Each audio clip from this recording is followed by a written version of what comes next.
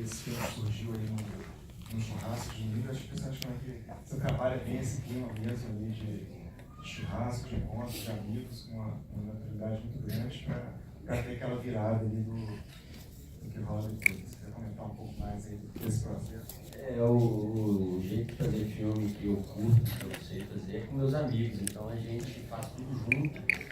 E eles também atuam, eles fazem as funções técnicas, a gente está junto o tempo inteiro no processo criativo, dentro do set um pouco antes, então é muito orgânico essa coisa. Não é tipo, eu por exemplo não tenho experiência para lidar com ator, então eu sei que um amigo meu viveu aquela situação e vai poder encenar aquilo da maneira mais próxima do que de fato aconteceu. Por isso que eu gosto muito de trazer esse elemento real mesmo, assim, para as ficções que a gente tem feito ultimamente. E esse filme foi muito nesse sentido, assim, de encenar um domingo da galera, desde acordando, falando com a mãe, uma relação com a maconha, com os pais, que mostra que nem toda autoridade é burra, porque quando a polícia chega, ela justamente vai atrás da maconha, tudo. Então a gente até colocou esse contraponto da mãe, uma autoridade se relacionando também com a substância, para poder mostrar que é possível encarar certos assuntos de outras maneiras, assim, não sendo muito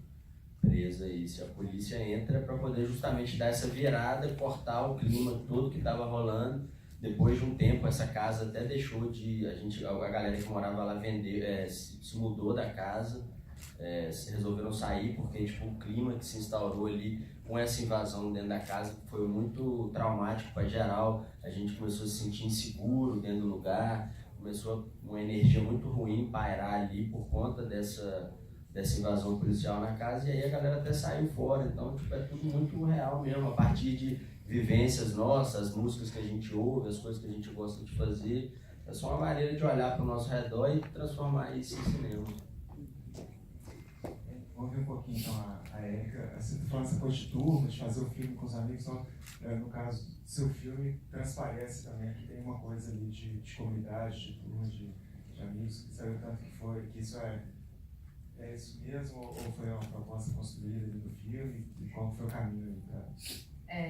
Então, mais ou menos, na verdade.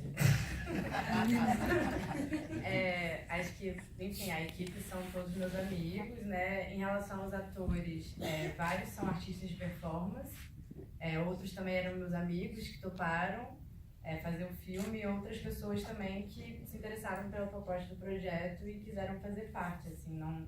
Mas muitas pessoas não se conheciam também, assim. Então foi um processo um pouco complicado de chegar nessas pessoas, porque eu acho que se despir diante da câmera e fazer sexo diante da câmera, tudo isso enfim, algo muito complicado, e sobretudo quando a gente filmou, né, que foi há 4, 5 anos atrás, assim, a gente teve uma dificuldade grande de chegar nessas pessoas, e a gente queria ter a maior variedade possível de corpos, assim, mas acabou sendo as pessoas que toparam fazer mesmo, assim. E esse tempo longo entre a filmagem e o filme ficar pronto? Então, porque o argumento original do filme, esse filme ele foi feito no contexto que eu estava na universidade ainda, ele foi originalmente feito por uma disciplina, mas, enfim, a gente não entregou isso, entregou outra coisa, e foi fazer o filme depois. E o argumento original dele, na verdade, era centrado em torno de um homem branco e o processo dele de passar por diversas experiências sexuais diversas, assim, né? Porque a ideia do latifúndio mesmo vem de fazer um paralelo entre o corpo e a propriedade privada, né? A ideia de que, tal como a propriedade privada, que tem monoculturas, enfim, a gente também, a gente é ensinado que o nosso corpo é a nossa primeira propriedade privada e a gente tem que trabalhar ele através de culturas monossexuais, enfim. Então, acho que a ideia vem muito desse argumento original, que a gente chegou a filmar muita coisa, com esse personagem principal, que é o Estevão, que é o que mais aparece interagindo com outras pessoas na tela. Só que no processo de montagem, aquilo não fazia o menor sentido para mim, assim, fazer um filme sobre um homem branco, enfim. E na verdade, o processo de produção ele foi bastante longo e muito dificultado por uma série de coisas. Uma das coisas foi que a gente filmou em 2013 durante os protestos. E o Estevão, que era esse personagem principal, ele é ativista, anarquista, ele era professor numa escola municipal em Juiz de Fora, e ele foi demitido porque ele participou dos protestos, enfim, faltou aulas, então ele não conseguiu mais vir para o Rio filmar, e a gente começou nesse processo também a explorar outras possibilidades e filmar com outras pessoas e criar novas coisas, assim. E aí, por que demorou tanto esse tempo? Porque também quando acabou, eu acho que tinha um material muito grande, eu precisava me afastar um pouco assim do filme para digerir ele e tal. E depois eu demorei a encontrar alguém que tivesse, acho que a sensibilidade queer que eu queria, assim, para montar o filme, né? E aí isso aconteceu quando eu conheci o Cali dos Anjos, que é o montador, e a gente se conheceu mais proximamente assim em 2016, e aí eu convidei ele para montar o filme, e aí foi um filme que se deu muito durante o processo de montagem mesmo, assim. Bem, vamos abrir então. Quem quer fazer algum comentário, pergunta? Eu só queria saber o nome do livro, que ela deu uma parte. O nome do livro? Terror Anal, da Paul Preciado. Terror Anal, Paul Preciado. Obrigada. Mais alguém? Já que a plateia está tímida, então eu coloco mais uma questão. Me chama muita atenção nos dois filmes o uso da música, assim, da trilha sonora como um elemento narrativo fundamental. Assim. Começar pelo uso da Mercenárias ali, assim, um resgate de uma banda pouco conhecida e sensacional, e passando por outras trilhas também. No caso da Eka, parece que tem uma costura ali também que se dá pela banda sonora, pela trilha, pela música, que vocês falassem um pouco.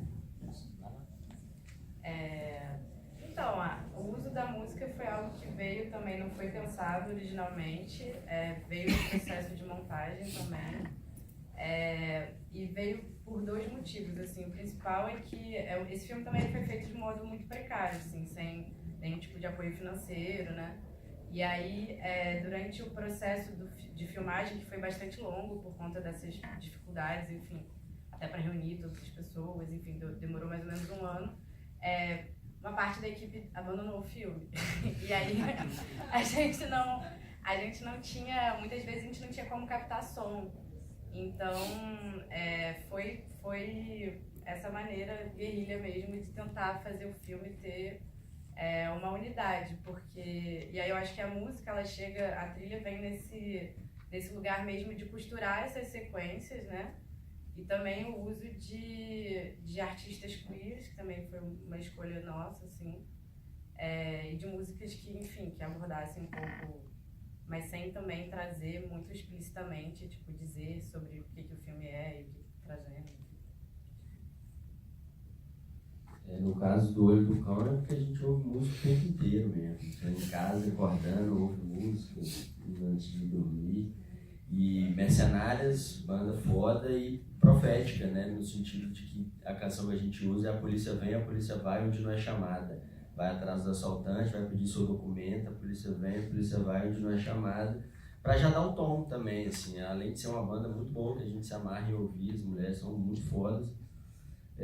Meio que tá ali também costurando esse cotidiano nosso. O Negro Léo são foda daqui do Rio também. Uma maneira de criar uma conexão entre essa sonoridade pós-punk de São Paulo, dos anos 80, e um som experimental que tem sido feito aqui no Rio hoje em dia. Ele nem tá morando aqui mais, mas toca aí direto, tudo. E são sons que a gente, na verdade, ouve diariamente, assim mesmo. É só por isso. E que a gente gostaria de ouvir no cinema.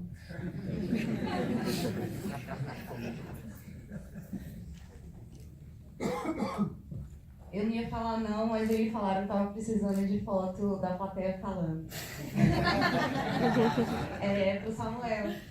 No início do filme eu tive um pouco de incômodo, mas que não é um incômodo ruim, não. Eu achei um pouco caricatural, assim, e um pouco encenado, né? E eu adorei quando o filme dá a volta e quando a polícia bate na porta.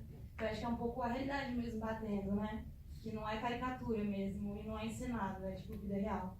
Aí queria dar os parabéns, gostei bastante do filme. Pô, valeu demais. É engraçado você falar isso, porque tem muita gente que fala o contrário, que gosta da parte do churrasco, quando chega a polícia vira caricato. Porque no Rio de Janeiro sempre tem polícia. Você fala, mas não desse jeito, assim. Esse filme é até tipo meio que uma maneira nossa de lidar com essa ideia que o Tropa de Elite difundiu no imaginário brasileiro de que usuário de droga ou qualquer outra pessoa é um potencial suspeito, é uma pessoa que deve ser enfrentada a partir de violência e tudo, de que a tortura é um método válido para poder lidar com quem usa drogas ou maconha ou qualquer outra coisa, ou nem usa nada, né? Tipo, só tá andando na rua às vezes. E esse filme, 10 anos depois, a gente, tipo, até hoje tá no churrasco, bêbado, e começa a falar Tropa de Elite, não sei o quê, eles não têm ideia do mal que fizeram, tudo, e também foi uma maneira de criar um contraponto para essa ideia de uma polícia enquanto herói, ou essas coisas que colocam no Tropa de Elite, de que o policial ele tem humanidade, não sei o quê, não. Eu discordo frontalmente disso tudo e fiz um filme para isso.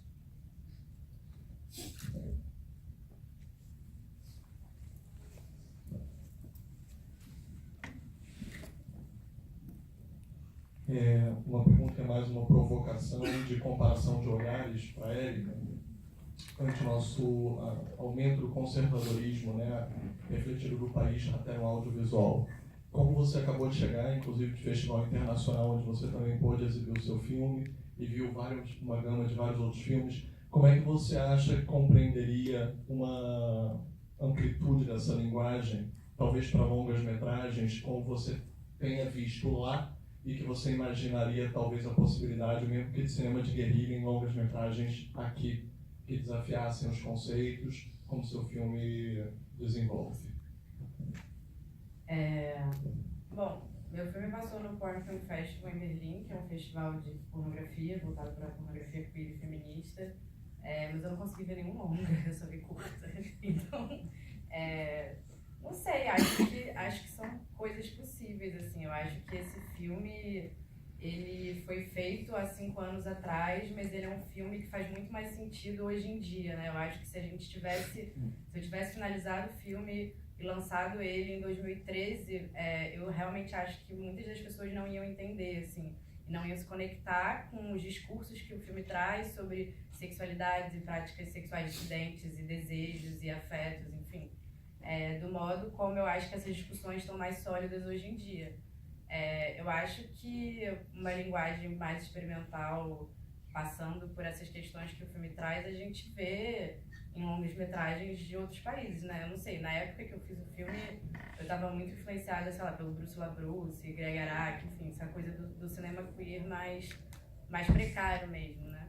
E acho que a gente já vê isso em outras produções fora do Brasil, assim. Mas, assim, nada recente que eu tenha visto nesse festival especificamente, porque eu não vi longa. Mas aqui, não sei, assim, acho que é a primeira vez que o filme está sendo exibido num festival de cinema aqui no Rio. Os outros festivais até agora foram festivais LGBTs ou festivais de pornografia. Tem que ver, assim, pensar como que vai ser a recepção, enfim, como que é possível ser feito agora. Só que frente a tudo que está acontecendo, enfim, essa incerteza, principalmente em relação ao cinema, né? Tipo, o filme do Douglas, por exemplo, conseguiu um financiamento da Rio Filme, o filme do Cali também, em 2014, mas desde então não tem mais edital. E eu acho que esse tipo de produção muito dificilmente conseguiria algum tipo de suporte financeiro por parte do governo, enfim, sobretudo esse governo, né? Mas eu acho que é importante a gente continuar fazendo filmes queers, assim, para a vida ser mais vivível, assim, independente de como for, né? É importante porque você marca um posicionamento, e acho que não só frente à sociedade, mas frente ao cinema também, frente ao que a gente está acostumado a ver, né? Sexo na tela é uma coisa que choca muito, é muito tabu, não se fala sobre isso, assim, a gente não vê muito isso, não vê corpos nus no cinema dessa maneira, né? Então, enfim, espero que seja inspirador também que outras pessoas façam mais filmes assim. Bem, gente, infelizmente não temos tempo para mais perguntas.